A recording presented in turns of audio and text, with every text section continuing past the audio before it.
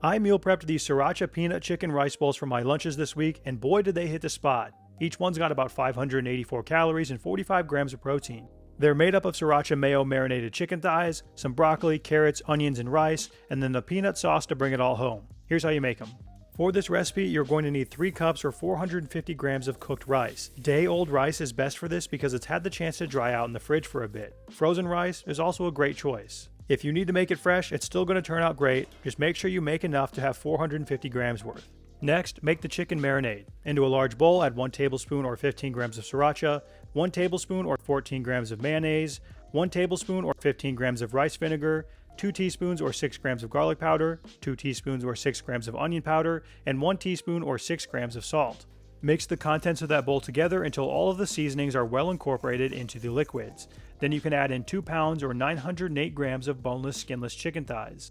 Get in that bowl with your hands and toss the chicken around so the Sriracha mayo marinade can coat all the cracks, crevices, and surfaces of the chicken. If you have the foresight to do this the night before or even the morning of, you can allow this to marinate for a couple of hours and it'll taste even better. I didn't have the foresight or the patience for this, and I didn't plan for it. Just like that famous quote from Mother Teresa, I live my life 1/4 mile at a time. Take out a sheet pan and spray it lightly with some oil. You can cover this pan with aluminum foil or parchment paper if you want easier cleanup. Lay out your chicken thighs with the smooth side facing down and move this into the oven at 425 degrees Fahrenheit or 218 Celsius for about 10 minutes. After 10 minutes, you'll switch the oven to broil to get some good browning. While the chicken is going, let's start on the vegetables. Take 1 small to medium-sized onion, or about 150 grams, and cut that into thin slices. Then I sliced up the tops of 2 green onions until I had about 20 grams worth. This will just be a garnish for the end. It's not a requirement. Next is a half of a pound or 227 grams of broccoli. Little tip for all you other Costco goers, I've been buying this bag, and not only is it cheaper because you don't have to pay for the weight of the stalks, it's already pre-cut as well. But sometimes you still get big pieces, and for this recipe you want bite-sized florets, so make any necessary cuts. Lastly, for the vegetables in this recipe, you'll need 2 carrots or 100 grams worth. These can be realistically cut into any shape you prefer. I like to take a vegetable peeler and go down the length of the carrot to create ribbons because it makes them cook faster and they're easier to eat. Once I've got them all ribboned out, I like to pass a knife through them a couple of times just to break them up into smaller pieces. Move that cutting board out of the way and let's get to the sauce. To a bowl, add 1/4 of a cup or 60 grams of soy sauce, 1 tablespoon or 15 grams of rice vinegar, 2 tablespoons or 42 grams of honey, 2 teaspoons or 10 grams of sesame oil, 1 tablespoon or 15 grams of Sriracha, 1 tablespoon or 15 grams of minced garlic, and then 2 tablespoons or 28 grams of peanut butter. Give it all one big mix so it comes together as one. Make sure you scrape up any honey off the bottom of the bowl, sometimes it can get stuck down there. After the chicken has been in the oven for 10 to 12 minutes, switch it over to broil and place the tray on the top rack if it isn't already there. Broil the chicken for about 3 to 5 minutes to develop some good browning across the top. It will be prone to burning sitting underneath the broiler, so keep a watchful eye on it and turn the tray as needed if there are any hot spots. Once you've got some decent color, you can pull the chicken from the oven and allow it to rest before you cut it.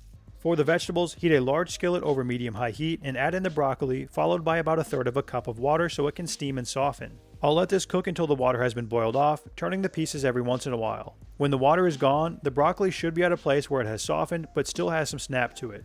Create some room in the center of that pan and add in 1 tablespoon or 15 grams of oil. Then dump in your onions and cook them for around 2 minutes. You want these onions to reach the tipping point to where they are just about to turn a deeper brown and lose some of their structural integrity. If you cook them too long, they'll get soft and jammy. Next, add in your carrots and stir those into the onions. If you have any big pieces of broccoli that aren't quite done yet, you can toss those on top of the carrots, and the steam from the carrots and the onions will help them to cook further. My chicken has been resting for a good amount of time now, so while those vegetables are finishing up in the pan, I'm going to cut my chicken into bite-sized pieces. A quick note for those of you who don't have broilers, if you want to get some browning on your chicken once it comes out of the oven, cut it up and then add it to the skillet with some oil and you'll get some more color. Now that my chicken's ready, I'm going back to the pan with the vegetables, making some room in the center, and then dumping in 3 cups or 450 grams of cooked rice. Next, pour your sauce over the rice and vegetables and mix it in until it is well incorporated. I prefer to add the sauce before I mix in the chicken so that the rice and vegetables get the first shot at absorbing the sauce. The chicken already has good flavor from the Sriracha mayo marinade, so waiting to add it will help balance the flavors better. Now once that sauce is mixed in, then you can throw in your chicken and give the pan one more mix to incorporate everything together.